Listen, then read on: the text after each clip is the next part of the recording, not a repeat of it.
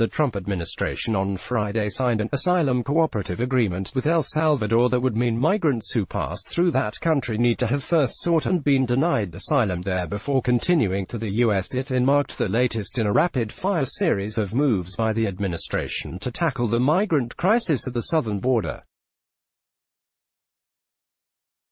The agreement was signed by Acting Department of Homeland Security Secretary Kevin McClennan and El Salvador's Foreign Minister Alexandra Hill, with both officials saying it was a sign of better relations between the two countries since the pro-U.S. President Nayib Bukele took office earlier this year. Specifics of the agreement were not immediately available. Inside Trump's immigration tent, court's controversial system means to fast-track asylum backlog. As you all know, irregular immigration has been an issue for the last 30-odd years, and now we've reached levels where it is extremely important that both the U.S. and El Salvador deal with this issue conjointly, Hill said. She said the agreement includes items of information sharing and biometrics, as well as help in resettling returning migrants. This will build on the good work we have accomplished already with El Salvador's neighbor Guatemala in building protection capacity. To try and further our efforts to provide opportunities to seek protection for political, racial, religious or social group persecution as close as possible to the origin of individuals that need it, McClennan said.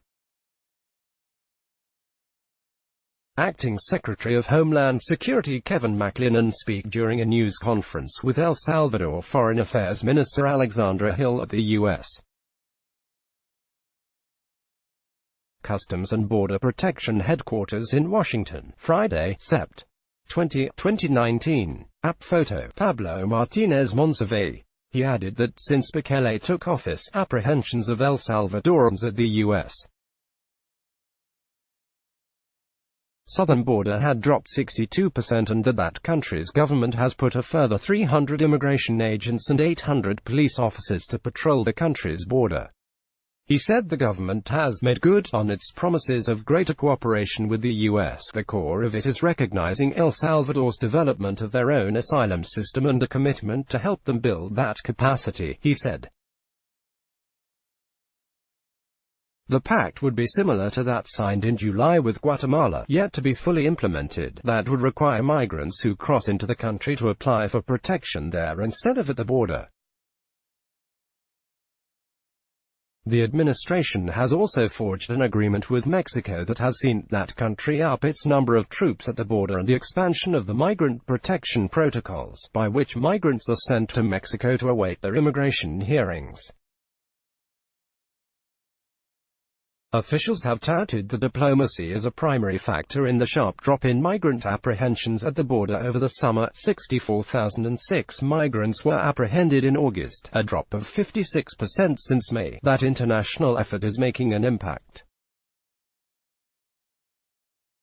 Mexican operational interdiction is certainly the highlight of that effort, but the shared responsibility we're seeing in the region, government stepping up and saying we also earned this, McClennan told Fox News last week.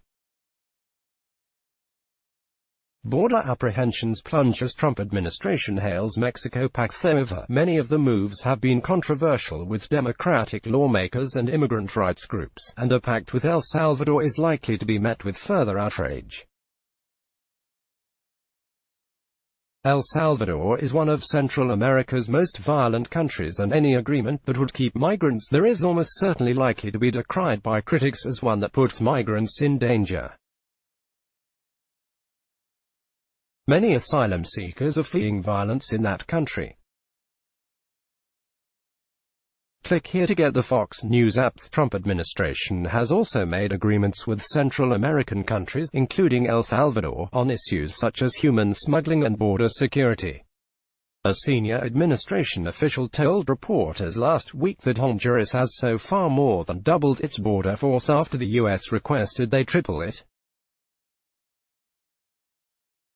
McClennan was in El Salvador last month, where he signed a letter of intent with 4 elements of possible collaboration with the El Salvadoran government.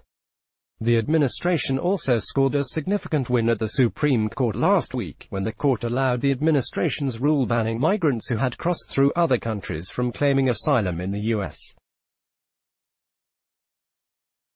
That move would make most migrants from countries south of the border other than Mexico ineligible for asylum in the U.S., the Associated Press contributed to this report. Let's block ads. Why?